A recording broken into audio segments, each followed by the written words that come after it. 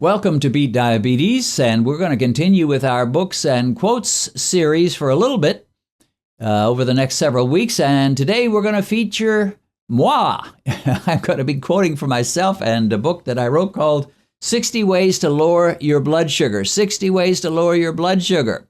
I've written 3 books on diabetes and how to beat it. The first one is called Overcoming Runaway Blood Sugar. The second one is this one, 60 Ways. And the third one is called You Can Achieve Normal Blood Sugar. They've all been published through Harvest House up to this point. I am working on a 4th book about how to beat diabetes in 6 months. That one I plan to self-publish. The first book was an amazing thing both for the publisher, Harvest House, and for me, because it just took off. And they did a printing, and then I would get an email saying, good news, we've made a second printing. And then a month or so later, another email, good news, we've done a 3rd printing. And I don't know how many printings they did, but the book kept selling and selling. And Harvest House was astonished because new authors don't typically do that well. Harvest House is a Christian publisher, and they took a chance on me because nobody ever heard of Dennis Pollock. But the lady that was one of the editors that got hold of my manuscript, she was a diabetic herself, or at least had serious blood sugar problems, and she got so excited because what I was saying was helping her that she pushed it and they published my book. And it ended up selling over 100,000 copies, so it did very well. And then when I wanted to talk about doing another book, they were ready. I didn't have to twist their arms to publish a second book of mine, and this is the one, 60 Ways to Lower Your Blood Sugar. And it did better still. In fact, it did twice as good. So whereas the first book sold over 100,000, this one has sold, I think, over 250,000, about 250,000 copies so far, maybe more, and has done very, very well. It's just been such a blessing. You know, at the time I wrote this book, Benedict and I were kind of struggling financially. It's not that we were starving. I had a job. I was working for Spirit of Grace Ministries, but we didn't have a lot of money. We were, I guess you could call us lower middle class. And so I was hoping this book could make us a little extra money.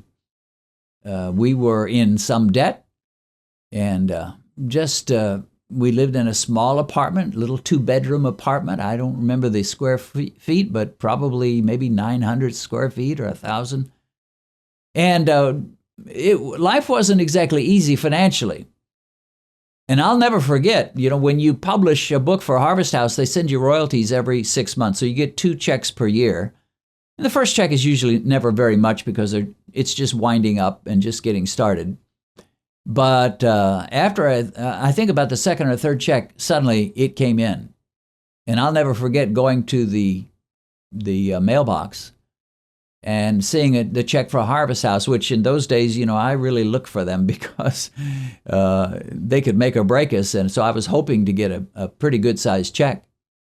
When I opened it, all I could say was, wow, and thank you, Lord. This was far bigger than I supposed. And I'll never forget, as long as I live, one of my life memories was being able to take that check to Benedicta and show it to her and say, this is what Harvest House just paid us. It was like winning a small lottery.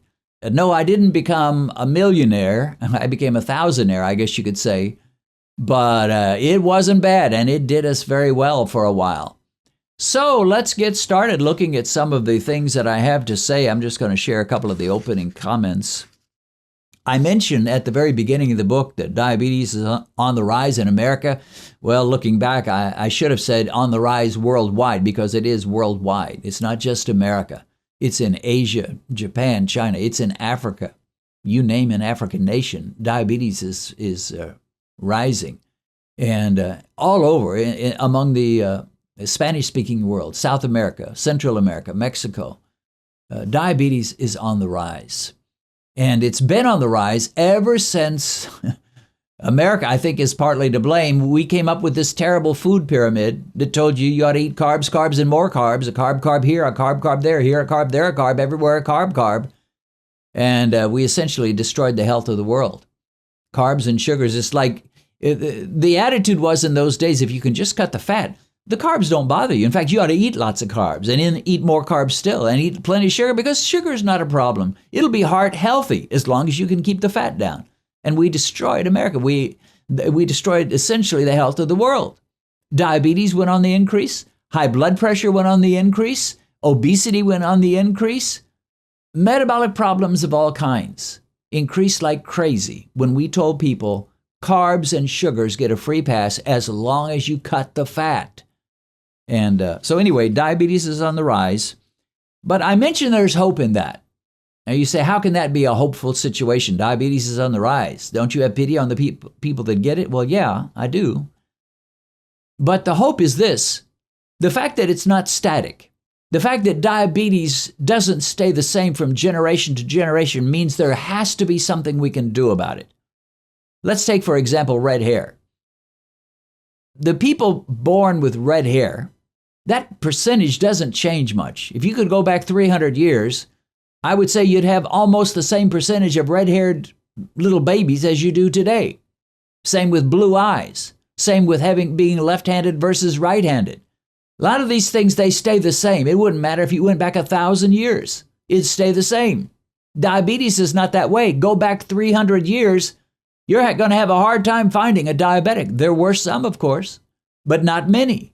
Today, they're all over the place. You can just go in a crowd, close your eyes, and tap somebody on the shoulder, and he's got a pretty good chance of being diabetic, pre-diabetic, or headed that way.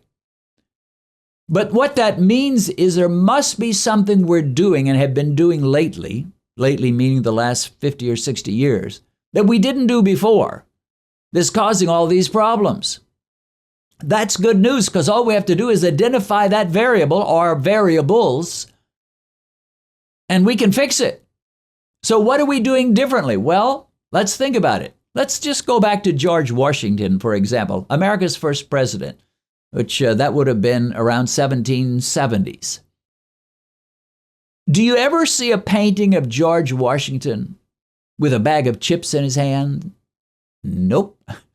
George Washington never ate a potato chip or a corn chip in his life. Do you ever see a painting of George Washington drinking a soda or with a soda in his hand, a Coca-Cola or a Pepsi? Nope. There were no Pepsis. How about fruit juice? Nope, hardly any fruit juice. I mean, you could take a few oranges and squeeze them together and make some fruit juice, but mostly people just would eat an orange. And the oranges they ate weren't nearly as sweet as they are today. How about white flour products? Not nearly so many. There may have been a few around, but there weren't so many.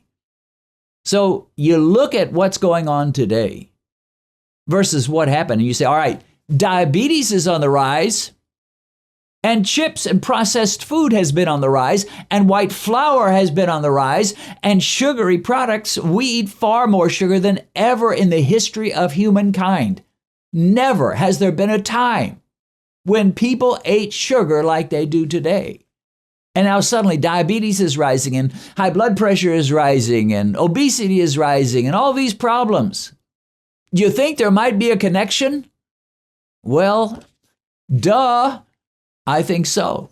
So that's hopeful. That's encouraging. If we figure out what the problem is, and I'm convinced the problem is carbs and sugars, way too many, not that we should never eat a carb in our life. We were made to be able to process carbohydrates, but not at the rate we're doing today. And so if we can go back to eating a more natural diet, with no chips and no pretzels and no Little Debbie snack cakes and no fruit pies and no sodas and no fruit juice, and cut back on all that garbage and just eat more naturally and lean more toward proteins and fats and less toward carbohydrates and sugars, we just might be able to reverse the diabetes. And lo and behold, that's exactly what proves to be the case. If you don't believe that, just go look at some of my videos and just read down the comments. Just read them down. I don't put those comments up there. Those comments are coming from real people.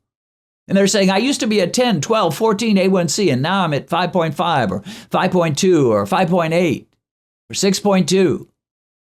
They're seeing amazing results by just simply doing a few simple things, basically making a dietary change, throwing in some exercise. And it's amazing the victories they see. Which leads me to say this: diabetes is not just fixable, it is easily fixable. It's not even hard. You don't have to be a rocket scientist. You don't have to read 1,000 books. You don't have to go to college and get a course in diabetesology.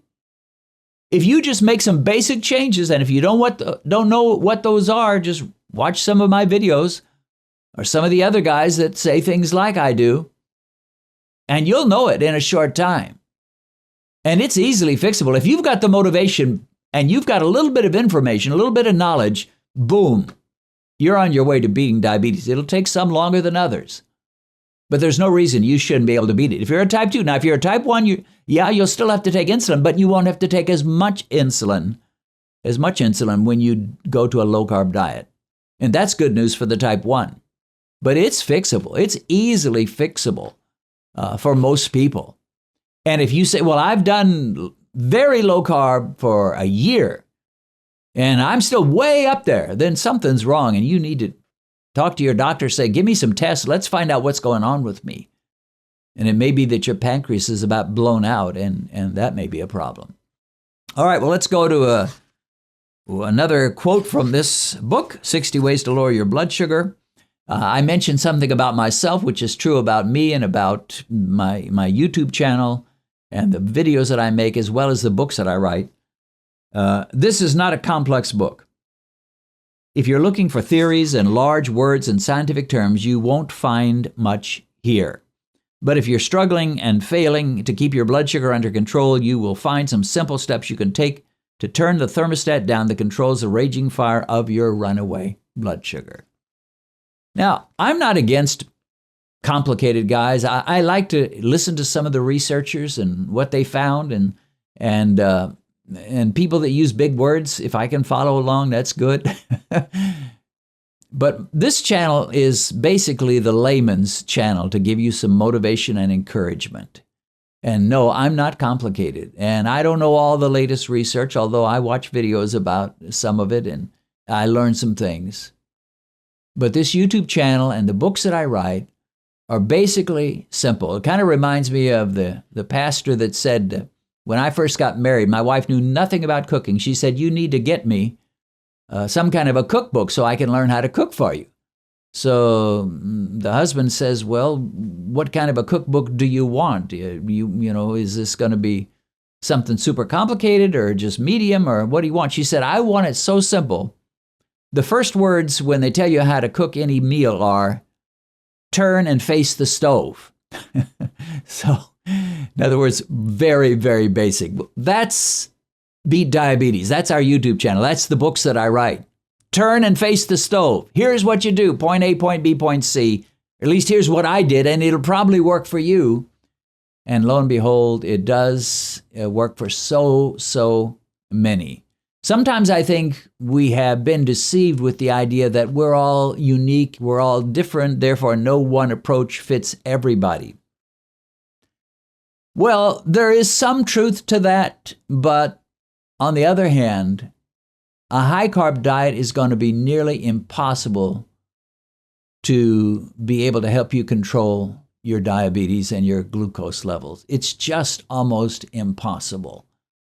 And even if you're a type 1 and you're trying to measure the amount of insulin precisely, when you're eating too many carbs, it's going to be impossible to be very precise.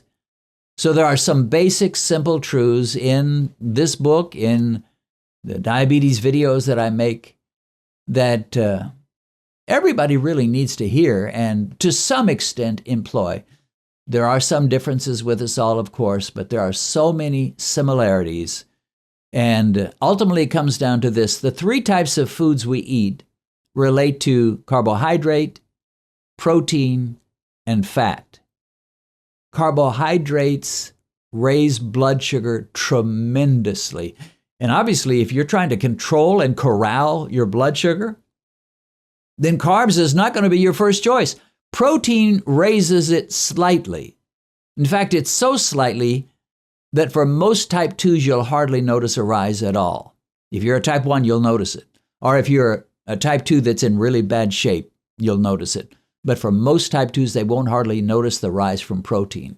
and fats, almost nothing. Almost no rise at all. So just knowing that, and you say, well, my problem is all this high blood sugar. And of course, we know now that another part of that problem is high insulin. Insulin surges that are not doing you any good at all. So you want to control the insulin surges, but you'll never control the insulin surges if your blood sugar is soaring. So you lower the blood sugar by diet, not by injecting lots of insulin, but you lower the blood sugar by diet.